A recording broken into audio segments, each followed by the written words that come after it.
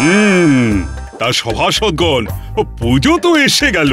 হ্যাঁ মহারাজ, চারিদিক এখন শুধু শিউলি ফুলের গন্ধে ম ম করছে। মহারাজ, আমি একটা কবিতা লিখেছি। তাহলে আর দেরি করছো কেন? শোনাও শোনাও। আর মাত্র কয়েকটা দিন চলে এসেছে পূজা, স্বর্গ থেকে মর্তধামে আসবেন দশভুজা। নতুন জামা জুতো পরে খাবো দাবো ঘুরবো, কাজকর্ম শিখে তুলে ডানা ছাড়াই উড়বো। দারুণ দারুণ, মনের কথা বলেছো তুমি সভা কবি। তোমার কবিতা আমার প্রাণ ছুঁয়ে নিয়েছে। মহারাজ, পুজোর সময় আমরা তো সবাই পুজোর ভাতা পেয়েছি, কিন্তু আমাদের রাজ্যের অনেক গরিব প্রজা রয়েছে যারা পুজোতে কিছুই কিনতে পারেনি। তাই আমি বলছিলাম কি, এবারে যদি সকল গরিব প্রজাদের কিছু অর্থ দেওয়া হতো তাহলে খুব ভালো হতো। বাহ বাহ বাহ মন্ত্রী, বাহ বাহ, তোমার এই প্রস্তাব আমার মন একেবারে জয় করে নিল। বাবা, এ তো দেখছি ভূতের মুখে রাম নাম। থামো গোপাল, মন্ত্রী যে এইরকম নিজের স্বভাব পরিবর্তন করতে পেরেছে সেটা দেখে আমার খুবই ভালো লাগছে। মহারাজ, আমার কিন্তু একটা খটকা লাগছে। রাতারাতি এরকম স্বভাবের পরিবর্তন কি করে সম্ভব? বেশি কথা বলো না গোপাল, তোমার মতো সারাদিন খাই তাই ঘুড়ি বাজাই স্বভাব আমার নয়। আমি যথেষ্ট প্রজাদরদি মন্ত্রী। সে আপনার ভুঁড়ি না থাকলে বাজাবেন কি করে? কষ্ট করে বানাতে হয়েছে। টং টং টং। দেখো, তোমরা নিজেদের মধ্যে সব ঝগড়াঝাটি বন্ধ করো, আর আমাদের মতে মন্ত্রী যেটা বলেছে সেই অনুযায়ী কাজ করার চেষ্টা করো। বলুন মহারাজ, আমি কি করতে পারি? হ্যাঁ মহারাজ, বলুন বলুন, কি করব বলুন। মহারাজ, আমি এই পুণ্য কাজ নিজে হাতে করতে চাই। জীবনে অনেক ভুল করেছি, আজ সেই ভুলের মাসুল দিতে চাই। আপনি আমাকে দায়িত্ব দিন আর নগদ অর্থ দিন। আমি প্রজাদের মধ্যে বিলিয়ে স্বাক্ষর করিয়ে তার প্রমাণপত্র জমা দেবো। বাহ বাহ বাহ, সব দায়িত্ব যখন তুমি নিজে কাঁধে তুলে নিতে চাও তাহলে তো আর কোনো চিন্তাই নেই। আমি পুরো দায়িত্ব তোমার কাঁধে দিয়েই নিশ্চিন্ত থাকতে চাই। মহারাজ, বুঝে শুনে পা ফেলুন। একটা কথা মনে রাখবেন, ন্যাড়া একবারই বেলতলায় যায়। এর আগে আপনি অনেকবার ন্যাড়া মাথা নিয়ে বেলতলা গিয়ে টাক ফাটিয়েছেন, মানে মন্ত্রী মশাইকে বিশ্বাস করে ঠকেছেন। আর কি আপনি টাক ফাটাবেন বলুন? দেখো গোপাল, তুমি আমাকে বেলগাছ বলছো, তা আমি মেনে নিচ্ছি। দুর্গা পুজোটা বেলতলাতেই শুরু হয়, খুব পবিত্র গাছ। কিন্তু তা বলে মহারাজ ন্যাড়া? দেখুন মহারাজ, আপনার সামনে বসে আপনাকে অপমান করছে। গোপাল, এটা কিন্তু তুমি অত্যধিক বাড়াবাড়ি করছো। মন্ত্রী যখন বলছে শুধরে গেছে, তখন তাকে একটা সুযোগ তো দেওয়া উচিত। আর তারপরও ক্ষমার থেকে বড় ধর্ম আর কিছুই কিন্তু নেই। সে মহারাজ আপনি যা ভালো বোঝেন করুন, কিন্তু আমার একটু খটকা লাগলো তাই বললাম। হ্যাঁ, তুমি নিজের মতো থাকো আর মন্ত্রীকে মন্ত্রীর কাজ করতে দাও। আর মন্ত্রী শোনো, তুমি তোমার জনসেবার কাজ শুরু করে দাও। আমি পুজোর আগে সকল প্রজার হাসি মুখ দেখতে চাই। এই রাজসভা শেষ হলে আমার সাথে কোষাগারে আসবে, তোমাকে অর্থ আমি বুঝিয়ে দেব। যথাজ্ঞা মহারাজ। এই অর্থ দিয়ে কি যে অনর্থ করবে কে জানে। যাকে মন্ত্রী মশাই তো আর আমার আপন কেউ না, পরের ছেলে পরমানন্দ, যত উচ্ছন্নে যায় ততই আনন্দ। আমি আর কোনো ব্যাপারে নাকি গলাবো না। আচ্ছা গোপাল, তুমি এত রাগ করছো কেন? সবাইকেই তো কিছু না কিছু দায়িত্ব দিতে হবে নাকি? তুমি এক কাজ করো, তুমি পটোকে বলো আজ থেকেই রাজবাড়ির মাঠে যেন ঠাকুরের প্রতিমা বানানোর কাজ শুরু করে দেয়। আর যতদিন না কাজ শেষ হবে তুমি দাঁড়িয়ে থেকে দেখবে। আচ্ছা মহারাজ।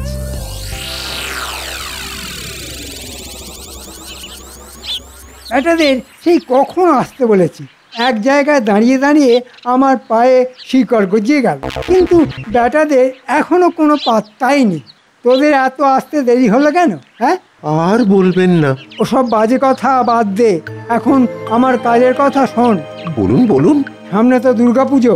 হ্যাঁ, সেই জন্য আমাদের কিছু টাকা পয়সা দেবেন নাকি? ওই নতুন জামা, জুতো, কাপড় এসব কিনবো। সব পাবি, কিন্তু তার আগে রাজ্যবাসীদের টাকা বিলিয়ে দিতে হবে, মহারাজের আদেশ। আপনি ওই রাজ্যবাসীদের অর্থ বিলিয়ে দেবেন? চুপ, যেটা বলছি শোন, আর কাজটা মন দিয়ে কর। আমি টাকা দিচ্ছি না, মহারাজ দিয়েছেন আমার দায়িত্ব বিলিয়ে দেওয়ার, আর সেই সুযোগে কিছু বুঝতেই পারছিস। হ্যাঁ, তা আমাদের কি করতে হবে সেটা খোলসা করে বলুন। শোন, তোরা সকল গরিব দুঃখী প্রজাবাসীদের জন্য দুটো তালিকা বানা। দুটো তালিকা কেন? হ্যাঁ, দুটোই তালিকা হবে, কারণ একটা তালিকাতে শুধু তাদের নাম থাকবে যারা একেবারেই গরিব, কিছুই নেই। আর একটা তালিকাতে তাদের নাম থাকবে যাদের অন্তত জমি, বাড়ি, ধানের গোলা, পুকুর, গরু, বলদ কিছু না কিছু আছে, কিন্তু গরিব। এটা দিয়ে কি হবে মন্ত্রীমশাই? কি হবে সেটা তুই পরে জানতে পারবি। এখন তোদের দুজনকে যেটা করতে বললাম সেটা কর। ঠিক আছে মন্ত্রী মশাই, আমি তাহলে যাদের কিছু আছে বেছে বেছে তাদের নামের তালিকা বানাচ্ছি। আর আমি যাদের কিছুই নেই তাদের নামের একটা তালিকা বানাই। হ্যাঁ, এই তো কি সুন্দর বুঝে গেছিস আমার গলুমলু বটা ঘটা। আরেকটা প্রশ্ন আছে মন্ত্রী মশাই। আবার কি প্রশ্ন? বলছিলাম কি, এই তালিকার মধ্যে আমাদের দুজনের নামও কি ঢুকিয়ে দেব নাকি? মানে আমরাও তো গরিব প্রজা। না না না না, একদম না। তোদের আমি আলাদাভাবে বকশিস দিয়ে পুষিয়ে দেব, তোরা চিন্তা করিস না। এখন যা, তোরা কাজে লেগে পড়। যা যা যা যা।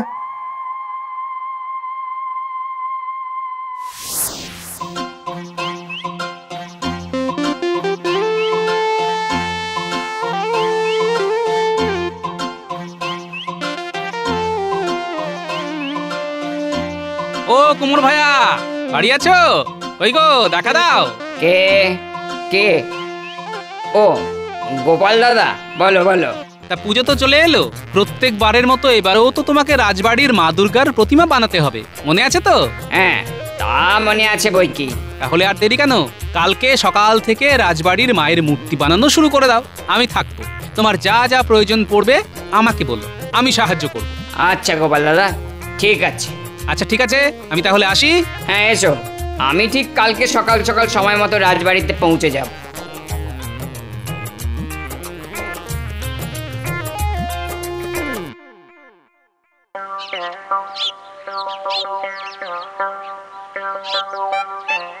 বাপ রে বাপ, কি গরম! শরৎকাল না গ্রীষ্মকাল বোঝা মুশকিল, চা দিয়ে একেবারে ফেটে যাচ্ছে। কি গোপাল দাদা, রাজবাড়ির পুজোর কি খবর গো? আর তোমার ওই বাড়ির পুজোর কেনাকাটা করা হলো? হ্যাঁ তা হয়েছে, রাজবাড়ির পুজো তো হবে, এবারও জাঁকজমক করেই হবে। তা তোমার পুজোর কেনাকাটা কত দূর? আর আমার কেনাকাটা দেখো না, পুজো চলে এলো, কিন্তু দোকানে দোকানে তেমন ওই বেচা কেনাও নেই। এদিকে ওই কদিন আগে ধার দেনা করে ছোট মেয়েটার বিয়ে দিয়েছিলাম, পাওনাদাররা তো ওই রোজ এসে তাগাদা দিয়ে যায়। আমি যা কষ্টে আছি গোপাল দাদা, তোমায় কি বলবো। মনে হচ্ছে একমাত্র ওই পুকুরটাও বেচে দিতে হবে। আর তোমার কোনো চিন্তা নেই, মহারাজ পুজোতে সব গরিব প্রজাদের জন্য অর্থ দেওয়ার বন্দোবস্ত করেছেন। আমাদের মন্ত্রী মশাই সবাইকে দায়িত্ব নিয়ে অর্থ দান করবেন, তোমার ধারও শোধ হয়ে যাবে, আর পুকুরও বেচতে হবে না। তাহলে তো খুবই ভালো হয় গোপাল দাদা, খুবই ভালো হয়। জয় মহারাজের জয়।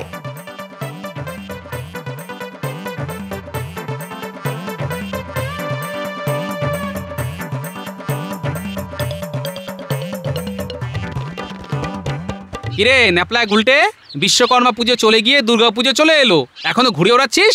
কি আর করবো বলো গোপাল দাদু, আমাদের কুঞ্চিত বঞ্চিত জীবনে আনন্দ মানে তো এইটুকুই, ঘুড়ি ওড়ানো। না হয়েছে পুজোর জামা কাপড়, না অন্য কিছু। এবারে বাবার জমিতে চাষ আবাদ তেমন ভালো হয়নি গো দাদু। বুঝতে পারছি, কিন্তু তোদের এই কষ্ট আর বেশি দিন থাকবে না রে। মহারাজ সব গরিব প্রজাদের অর্থ দিচ্ছেন, তোদের বাবাও পাবে। তারপরে সেই দিয়ে পুজোতে নতুন জামা কাপড় পরবি, হই হুল্লোড় করবি, রাজবাড়ির পুজোতে ভোগের প্রসাদ খাবি। কি মজা, কি মজা!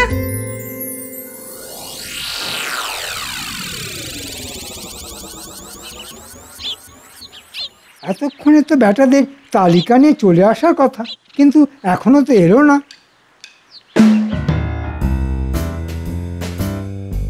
এই তো জোড়ামানিক চলে এসেছে। আমরা কখনো কথার খেলাপ করি না, আমাদেরকে কোনো কাজ দিলে আমরা আমাদের শরীর ফেলে দেব, কিন্তু কথা ফেলবো না। তা কি কি তালিকা বানিয়ে এনেছিস দেখা। এই দেখুন আমার হাতে তাদের নামের তালিকা যাদের জমি জামা পুকুর গরু কিছু আছে। এই যেমন ধরুন প্রথমেই পুটির বাবা, খুব গরিব, ধার দেনা করে এবারে বীজ ধান বপন করেছিল, কিন্তু চাষ আবাদ তেমন হয়নি, তাই মহাজনের ধার শোধ করার জন্যে জমি বিক্রি করা ছাড়া আর কোনো উপায় নেই। এরপরে দেখছি তো ভোলা ময়রার নাম।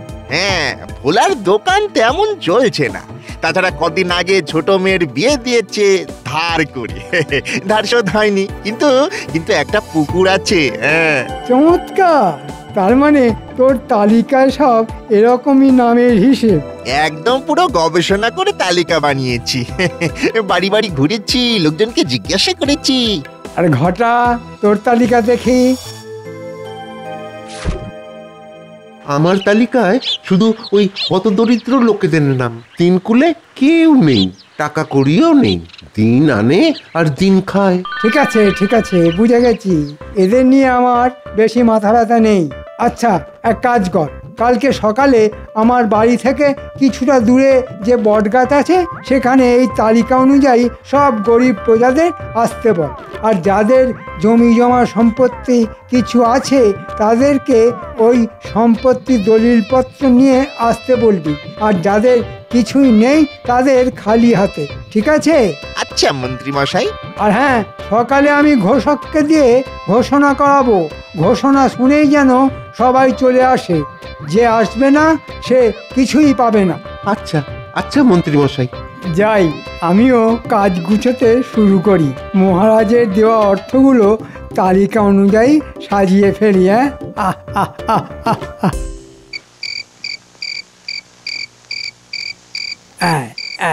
এই 57, 58, 59, 60। এই তখন থেকে মোহরের হিসেব করছো? মহারাজ এত টাকা পয়সা তো দিলেন, কিন্তু আমার শাড়ি গয়না কখন হবে? হবে গিন্নি, হবে, সব হবে। তোমাকে রত্ন দিয়ে ভরিয়ে দেব, তুমি যত্ন করে পড়বে। এই মৌকায় ফোকটসে যা কামিয়ে নিলাম না, এখন আগামী 10 বছর পুজোতে তোমাকে শাড়ি গয়না কিনে দেওয়ার জন্যে কোনো চিন্তাই করতে হবে না। বেশ বেশ, তোমার এই সুবুদ্ধি, এর মানে কুটবুদ্ধি মাথায় এসেছে, এটা দেখেও ভালো লাগছে।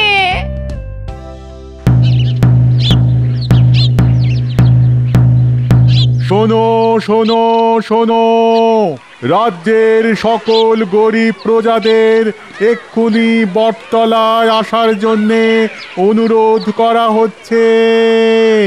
মন্ত্রী মশাই প্রত্যেক গরিব প্রজাদের অর্থদান করবেন।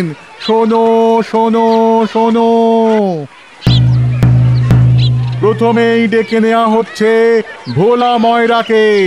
ভোলা, তুমি মন্ত্রী মশাইয়ের সামনে চলে এসো। তা ভোলা, শুনলাম তোমার অনেক কষ্ট দুঃখ ধার দেনা, তাই আমি তোমাকে অর্থ দান করব। আমি তো শুনলাম মহারাজ দান করছেন। মহারাজকে তো আমি রাজি করালাম, সব দায়িত্বই আমার। তুমি শুধু তোমার ওই পুকুরের দলিলটা দাও,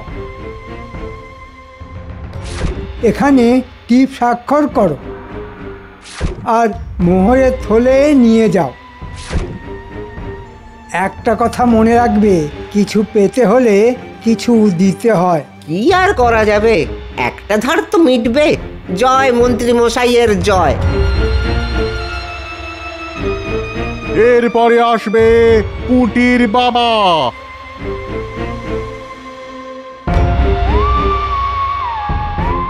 তোমার 3 বিঘা জমির দলিলটা দাও। হ্যাঁ, এখানে স্বাক্ষর করো। আর এই নাও তোমার উপহার স্বরূপ অর্থ।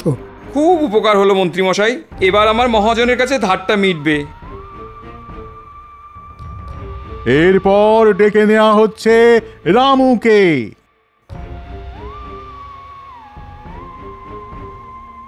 কি রামু, তুমি তো ভিক্ষা করে দিন কাটাও।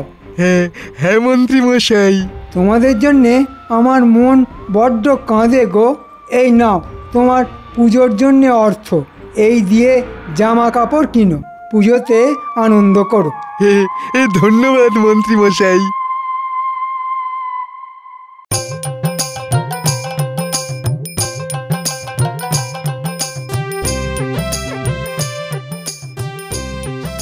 তা কতদিনে তোমার ঠাকুর বানানো হয়ে যাবে? হ্যাঁ এই তো গোপাল দাদা, চোখ আঁকা হয়ে গেছে, আর টুকটাক একটু সাজানোর কাজ বাকি। মহালয়ার আগেই ঠাকুর বানানো হয়ে যাবে। বাহ, তাহলে তো ভালো কথা। ঠিক আছে, মন দিয়ে কাজ করো। বেশ বেলা হলো, যাই আমি একটু খেয়ে আসি। হ্যাঁ গোপাল দাদা যাও, আমিও একটু পরে খেতে যাব।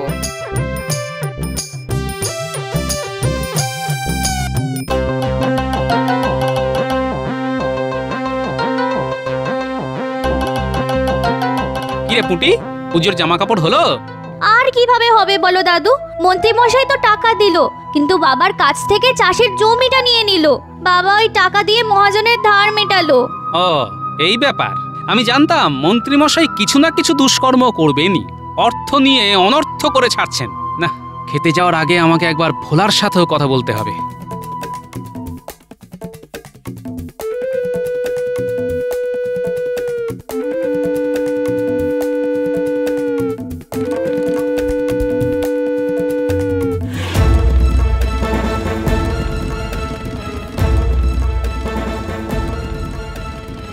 কি গো ভোলা, কি খবর? টাকা পয়সা পেয়েছো তো?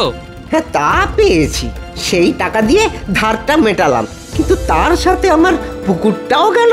হ্যাঁ সে কি গো ভোলা? হ্যাঁ গোপাল দাদা, মন্ত্রীমশাই তো বললেন কিছু পেতে হলে কিছু দিতে হয়। এমনিতেও ওই পানা পুকুর বেচতে গেলে অনেক ঘুরতে হতো। যাই হোক, ধারটা তো মিটলো, পুজোর জামা কাপড় নাই বা জুটলো। কি কথা, মহারাজ তো সব প্রজাদের হাসি মুখ দেখার জন্য কোষাগার ফাঁকা করে অর্থ বিলিয়ে দিলেন, আর তোমরা পুজোর সময় ছল ছল চোখে ঠাকুর দেখবে? না, আমাকে এক্ষুনি খবরটা মহারাজকে জানাতে হবে। খাওয়া দাওয়া পরে হবে।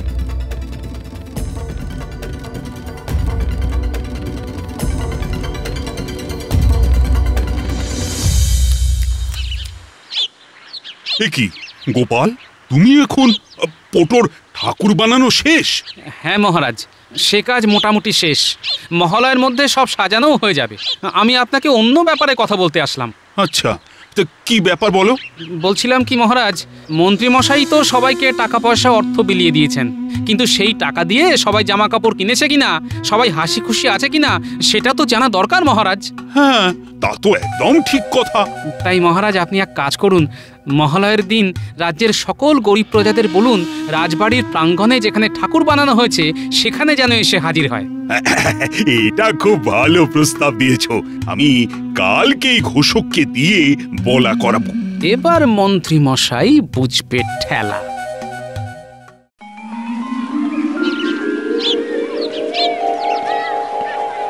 মহারাজ, খামোকা আবার সবাইকে ডাকার কি দরকার? আমি তো সবাইকেই অর্থ দিয়েছি, ওরা পোশাক কিনলো কি না কিনলো আমাদের জন্য কি লাভ? না না না, আমি চাই সকল প্রজা হাসি মুখে পুজো দেখুক। তাই তারা অর্থ পেয়ে সত্যি কতটা খুশি আছে সেটা তো জানা দরকার। এই মরেছি, যদি আমার এই বাগিয়ে নেওয়ার ব্যাপারটা ফাঁস হয়ে যায় তাহলে কেলেঙ্কারি হয়ে যাবে।